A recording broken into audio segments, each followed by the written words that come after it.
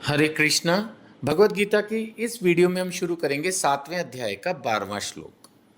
भगवान कह रहे हैं, पिछली 4 वीडियोस में पिछले 4 श्लोकों में भगवान ने क्लियरली बताया था, हर तरफ जो कुछ भी परफेक्शन है, चाहे वो अग्नि की ऊष्मा है, चाहे सूर्य चंद्रमा का प्रकाश है, चाहे बलवानों में बल है, चाहे तपस्वियों का तप है, शब्दों में ओंकार है, सब चीज मैं ही हूं।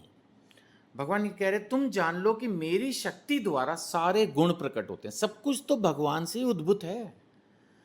फिर चाहे वो सतोगुण हो, अब कोई आदमी इस बात पर भी बहुत घमंड कर सकता है कि मैं तो सतोगुणी हूं जी। मैंने देखा बहुत लोग कहते हैं, हाँ जी हमने तो जीवन में किसी का बुरा नहीं किया। अगर आप मेरे से पूछो ना, तो ये 50% सही है। आपने जीवन में किसी का बुरा नहीं किया, बहुत अच्छी बात है। बट अच्छा किसका किया? करने के लिए तो हम अच्छा पैदा हुए ना। आपने किसी का बुरा नहीं किया, वो ठीक है, बहुत अच्छी बात। ये सतोगुणी हो गया। बट शुद्ध सतोगुणी भक्त की स्टेज वो जब आप किसी का भला करते हो। आप समझ पा रहे हैं? तो भगवान इन सारे गुणों से ऊपर है, भक्त इन सारे गुणों से ऊपर है। सो तुम जान लो, भगवान कह रहे मेरी शक्ति द्वारा सारे गुण प्रकट होते हैं, चाहे वो सतोगुण हो, रजोगुण हो या तमोगुण हो। सब कुछ तो भगवान से है, बात खत्म। एक प्रकार से मैं सब कुछ हूं। भगवान क्लियरली स्टेटमेंट दे रहे, मैं सब कुछ हूं, किंतु हूं स्वतंत्र, बंधा नहीं हूं मैं किसी चीज से। मैं प्रकृति के गुणों के अधीन नहीं हूं। हम हैं, हम सारे हैं। हमें बीमारी होती है, हमें बुढ़ापा आता है, हमारी सो कॉल्ड मृत्यु होती है। शरीर तो छूटता ही है ना, शरीर बीमार तो पड़ता ही है ना। कितना भी हम कोशिश कर लें, टेंशन्स आती हैं, बैड वेदर झेलना पड़ता है, गर्मी सर्दी, कितना कुछ है।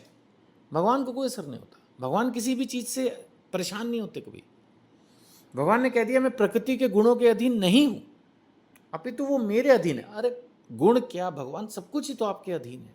तो भगवान क्लैरिफाई कर रहे हैं, सब कुछ मुझसे उद्भूत है। ये क्यों इतना बता रहे हैं, मैं क्यों कर रहे हैं भगवान? ये समझाने के लिए, भाई मैं इतना पावरफुल हूं, सब कुछ मेरे द्वारा क्रिएटेड है। तो अगर मैं कुछ कह रहा हूं तो उसको आंख मीच के मान लो, समझ लो। हाँ, कुछ कंफ्यूजन ना हो जाए, इसलिए भगवान ने 4थे अध्याय के 34वें श्लोक में कहते हैं, तो मेरी बातों को समझने के लिए गुरु के पास जाओ, विनीत भाव से जिज्ञासा करो, उनकी सेवा करो। तो जिसको नॉलेज है उससे सीखो, ये ठीक है। लेकिन भगवान ने जो कहा बस उतना समझ लो। उनसे ऊपर कोई है नहीं, उनसे आगे कोई नहीं, उनके इक्वल कोई नहीं, उनसे बड़ा कोई नहीं। कुछ लोग गुरु को भगवान के इक्वल मानते हैं, गलत। गुरु भगवान से बड़ा नहीं है, भगवान ही बड़ा है। माता पिता को भगवान से बड़ा मान लेते हैं। आपको मेरी बात बुरी लगेगी, लेकिन जितना मैंने समझा है गलत। भगवान से बड़ा कुछ नहीं है। हम सम्मान गुरु को भगवान के बराबर दे सकते हैं, हम माता पिता को सम्मान उनके बराबर दे सकते हैं, सेवा उनकी उनसे ज़्यादा कर सकते हैं। लेकिन इस चीज़ को समझना होगा कि भगवान से बड़ा कुछ भी नहीं है। सर्वोत्तम श्रेष्ठतम तो स्वयं कृष्ण ही हैं। इस चीज़ को समझना होगा। अगर आपके दिमाग में आए कि नहीं सर विष्णु है, वो तो सिर्फ भगवान के एक अवतार है, तो वो कभी हम बाद में उस पर चर्चा कर लेंगे कि विष्णु के अवतार कृष्ण है या कृष्ण के अवतार विष्णु। ये एकदम से छोटी छोटी वीडियो में समझाना मुश्किल है। इस टॉपिक को भी कभी बाद में ठीक से कवर कर दूंगा। अभी फिलहाल आप मान लो कि विष्णु और कृष्ण एक ही हैं। 2 मिनट के लिए आप ये मान के चलो, राम कृष्ण विष्णु नारायण एक ही हैं। नरसिंहदेव भगवान ये एक ही हैं, ये मान के चलो। देवी देवता अलग हैं। सो भगवान सर्वोत्तम है, श्रेष्ठतम है। वही ये स्टेटमेंट दे रहे हैं कि सब कुछ मैं ही हूं, सब कुछ मेरे अधीन है। 13वें श्लोक में भगवान क्या कह रहे हैं? भगवान कह रहे हैं, तीनों गुण सतो रजो और तमो के द्वारा मोहग्रस्त यह सारा संसार। देखा जाए भगवान को भी पता है कि सब लोग सतोगुण रजोगुण और तमोगुण से मोहग्रस्त हैं। रजोगुणी व्यक्ति, कामी व्यक्ति, उसको हर वक्त अनंत इच्छाएं परेशान करती हैं, कभी चैन से नहीं बैठता। और तमोगुणी आलसी, सोता रहता है, नॉनवेज खाता है, ड्रिंक करता है, सबसे झगड़ा करता है। ऐसे लोग भरे पड़े हैं इस दुनिया में।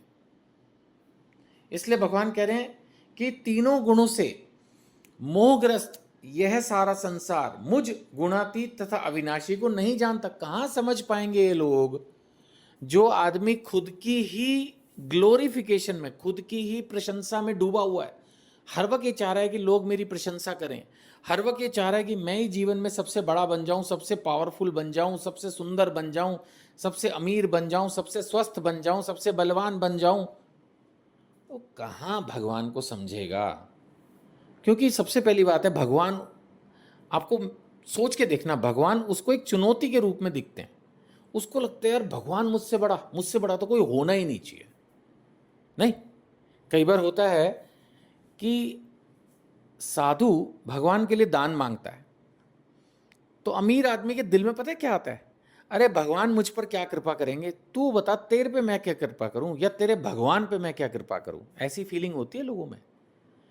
जब दान देते हैं तो उनके अंदर का अहंकार इतना बढ़ जाता है, उनको लगता है भगवान मुझ पे क्या कृपा करेंगे, फिलहाल तो मैं भगवान पर कृपा करता हूं, मैं मंदिर पर कृपा करता हूं, मैं इस साधु को दान दे रहा हूं, ये मेरी वजह से आश्रम चल रहा है।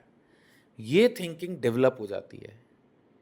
सो इसीलिए भगवान कह रहे हैं कि जो गुणों में फंसा है, सतोगुण रजोगुण, अब कोई बहुत बड़ा दानी है तो सतोगुण ही है, और क्या है, बस भक्त नहीं है वो, बस वो दान कर रहा है, अहंकार है उसमें, दान कर रहा है लेकिन अच्छी बात है, तो सतोगुण में फंसा हुआ है वो। समझ रहे हैं आप? तो सतोगुणी रजोगुणी तमोगुणी, इसीलिए भगवान ने कहा तीनों में मोहग्रस्त हुआ रहता है। वो मुझे नहीं समझ पाता है कि मैं गुणातीत हूं, मैं इन गुणों से परे हूं, मैं अविनाशी हूं, मेरा ना तो कभी विनाश हो सकता, ना मतलब मुझ पे किसी चीज का असर। ये लोग नहीं समझ पाएंगे मुझको, ये भगवान खुद भी महसूस कर रहे हैं। 14वां श्लोक भगवान कह रहे हैं, प्रकृति के इन तीनों गुणों वाली दैवी शक्ति को पार कर पाना कठिन है। भगवान खुद भी मानते हैं कि जो 3 गुण मैंने बनाए, लोग इन्हीं में उलझ के रह जाते हैं, उनका जो नेचर कैरेक्टर है उसको वो छोड़ते नहीं। भगवान भी इस बात को मान रहे हैं। जैसे भगवान ने माना था, जब अर्जुन ने कहा ना कि मन को कंट्रोल करना मुश्किल है, तो कहते हैं हाँ मुझे मालूम है, बट फिर भी उपयुक्त अभ्यास और वैराग्य से कंट्रोल हो सकता है। तो भगवान भी जानते हैं कि जो तीनों गुण हैं, तमोगुण रजोगुण, खासकर ये दोनों, इनसे पार पाना बहुत कठिन है। किंतु जो मेरे शरणागत हो जाते हैं वे सरलता से पार कर लेते हैं। यानी अगर कोई भक्ति के मार्ग की तरफ चलेगा तो धीरे धीरे उसका तमोगुण और रजोगुण कम, और फिर धीरे धीरे ऑलमोस्ट खत्म हो जाएगा। फिर वो सतोगुण, और सतोगुण से बहुत जल्दी शुद्ध सतोगुण यानी भक्ति के मार्ग पर, भक्ति की राह पर पहुंच जाएगा। तो भगवान के शरणागत होना बहुत जरूरी है, तभी हम इन महान प्रॉब्लम्स को, इन महान हमारे अंदर जो कमियां हैं, मन में, कर्म में, व्यवहार में, विचार में, इनसे हम कई बार सोचते हैं कि मुक्ति मिल जाए, लेकिन कैसे मिले? भगवान की भक्ति करके, भगवान के शरणागत होके, हरि नाम लेके, हरे कृष्ण कृष्ण कृष्ण हरे हरे, हरे राम राम राम हरे हरे।